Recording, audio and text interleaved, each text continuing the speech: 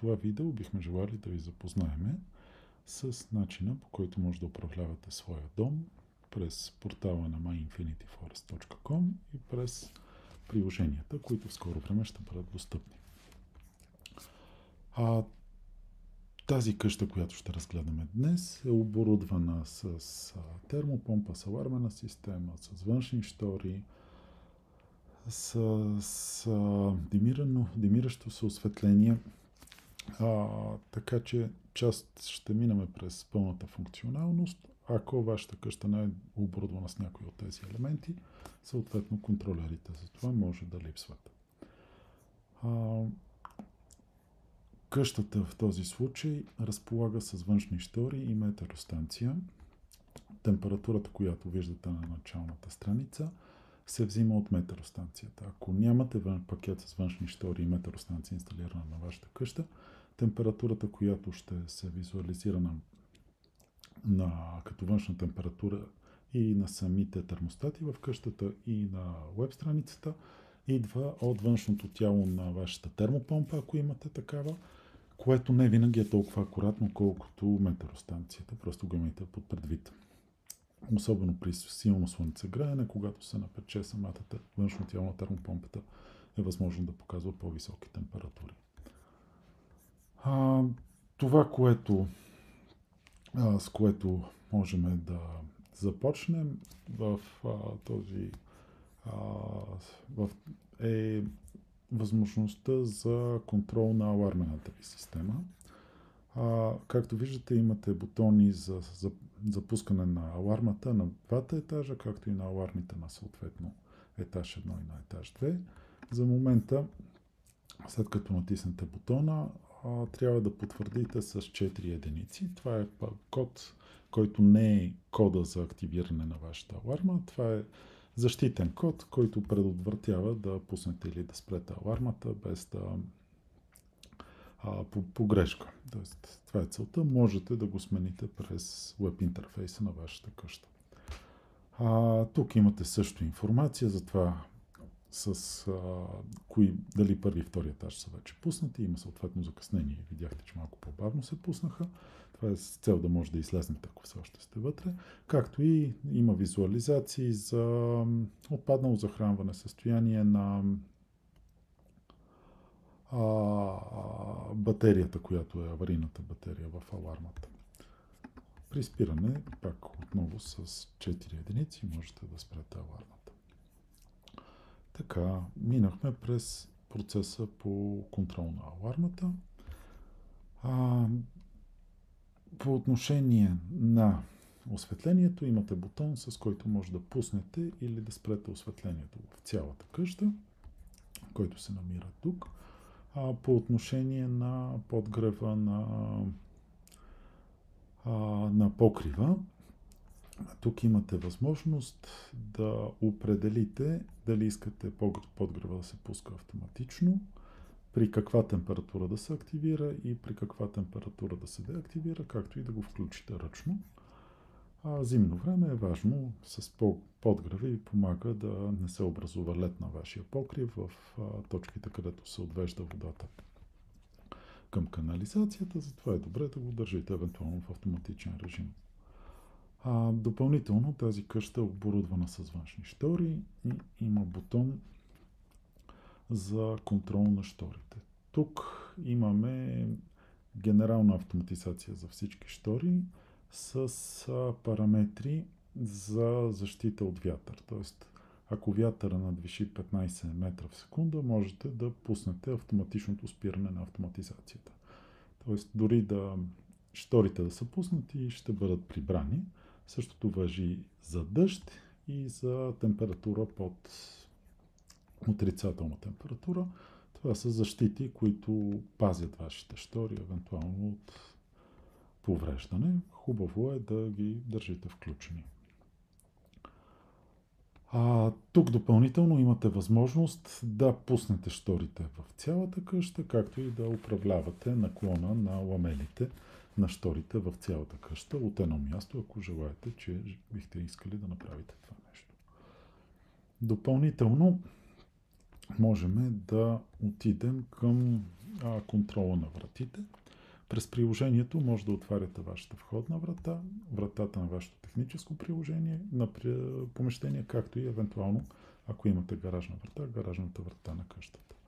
За да отворите вратата, може да натиснете върху ключалчицата и да вкарате отново защитен код от 1 до 4. Този код, пак казвам, може да бъде променен при желание от ваша страна с друг такъв, за да можете да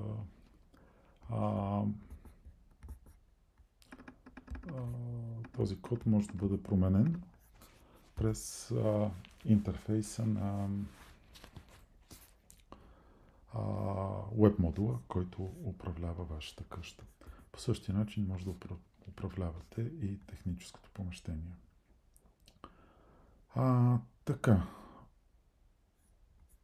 Ще преминем по етажите, след което ще отидем към другите елементи. Така, сега намираме се на първия етаж. На първия етаж ще минем първо през техническото помещение. В техническото помещение имаме контрола на термопомпата, както и на бойлера на вашата къща. В момента на тази конкретна къща виждаме, че топлата вода е спряна. Ако желаете, можете да пуснете вашия бойлер от тук. Бойлерът е вързан към термопомпата и тя подгрява бойлера. Съответно, виждате на каква температура е в момента актуалната температура на водата в бойлера за топла вода, на каква е зададената целева температура.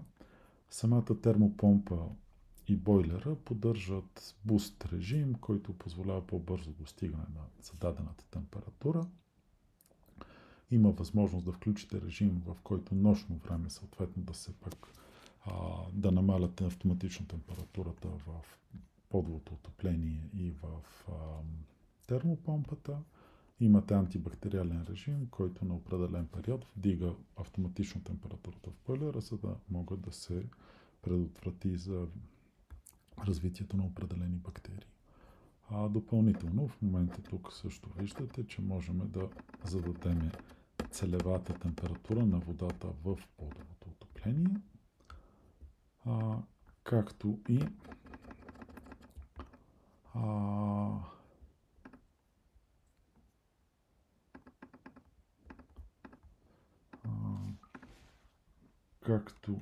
да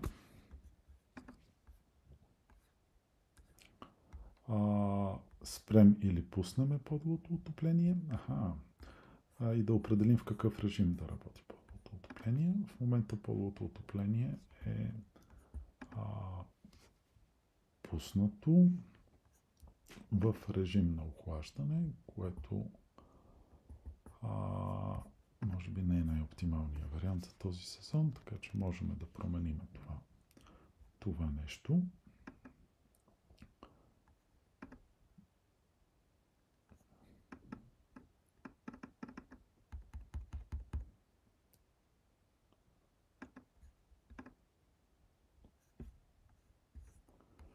Допълнително имаме режимите на термостатите на отделните стаи, на всички стаи в къщата. Термостатите поддържат предефинирани 4 режими на работа: комфорт, стендбай, еко и протект.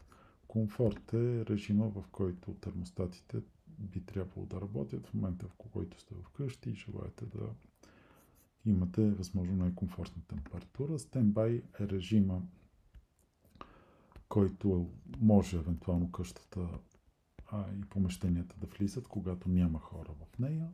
Еко е режим за малко краткотрайно отсъствие от къщата, а протект е режим, в който самата къща се защитава температурата да не падне под 7 градуса в помещенията, което защитава подовото отопление и водопровода ви от замръзване. От тук също имаме възможност да включиме климатиците в цялата къща, да ги спреме. Имаме възможност да вкараме графици, по които да се сменят различните температурни режими във всяка една стая, ако желаете, които са на базата на седмичен ритъм и график. Както и имате възможност да зададете дали рециркулационната ви помпа да е включена, да е спряна. От тук, както и да зададете дали рециркулационната помпа да се стартира автоматично, когато има хора в къщата, и да спира автоматично, когато няма хора в къщата, посредством този бутон.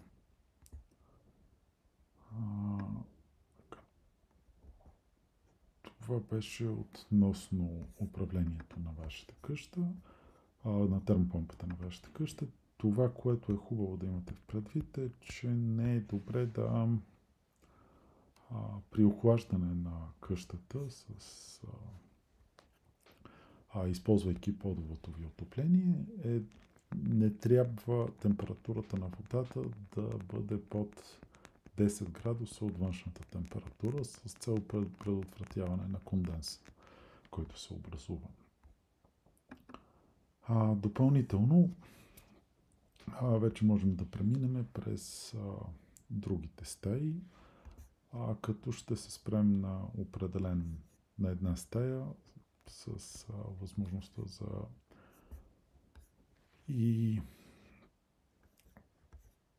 ще се спрем на една стая с функциите, които се повтарят и в другите стаи.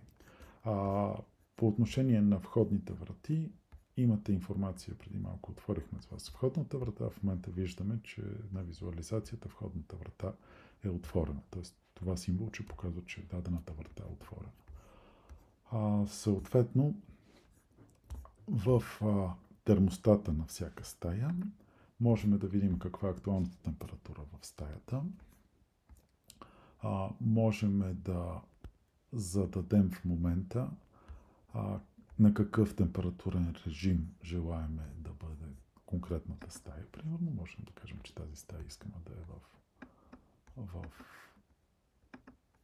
режим комфорт, който сменя автоматично температурата, и бихме могли да определим също за целевата температура в режим, всеки един от тези режими, в режим отопление и режим охлаждане.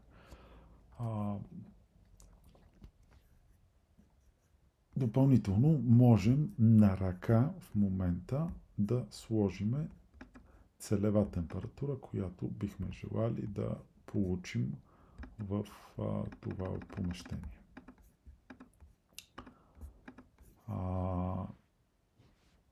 Така, допълнително от тук отново можем да правим времеви графици за това в колко часа каква да бъде температурата в определено помещение, както и да включиме допълнително възможността при отваряне на прозорец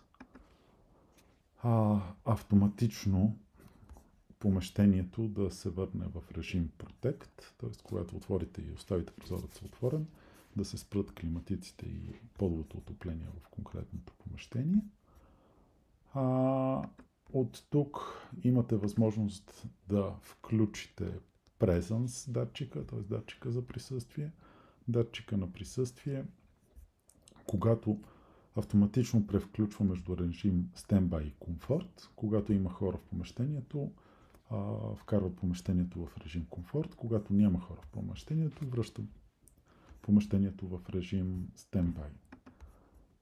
Както и да включите допълнителното отопление или допълнителното охлаждане посредством климатици, което реално помага, ако реалната температура в помещението се различава с повече от 4 градуса от целевата температура в помещението, освен подовото отопление, автоматично се включва и климатика, докато не се достигне желаната температура, когато той спира.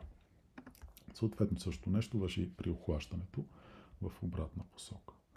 От тук също имате възможност да изключвате климатика ръчно, както и да сменяте скоростите на вентилатора на климатика в конкретното помещение отново на ръка.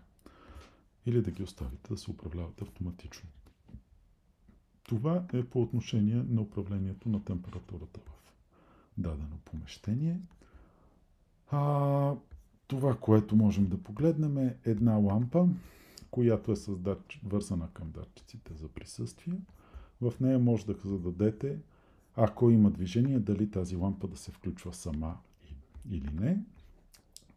Да кажете колко време да работи след края на присъствието на човек и да кажете под каква осветеност да се включва тази лампа. Тоест в този случай, ако осветеността е под 60 лумена и има присъствие на човек, лампата ще се включи. Същото нещо имаме и с вентилаторите в баните. Там можете да зададете дали при присъствие на човек да се включва вентилатор и колко време след това да работи. Като за тези лампи, които имат датчици са вързани към датчиците за присъствие, съответно можете, разбира се, да ги управлявате и на ръка.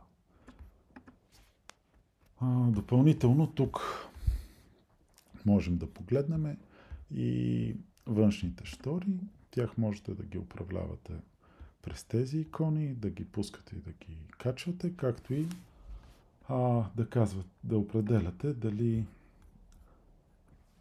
метеростанцията да управлява шторите автоматично, като виждате в момента каква е реалната яркост навънка в лукса и може да определите над колко лукса желаете да бъде се пусне сама штората и съответно после да се вдигне, когато това отпадне.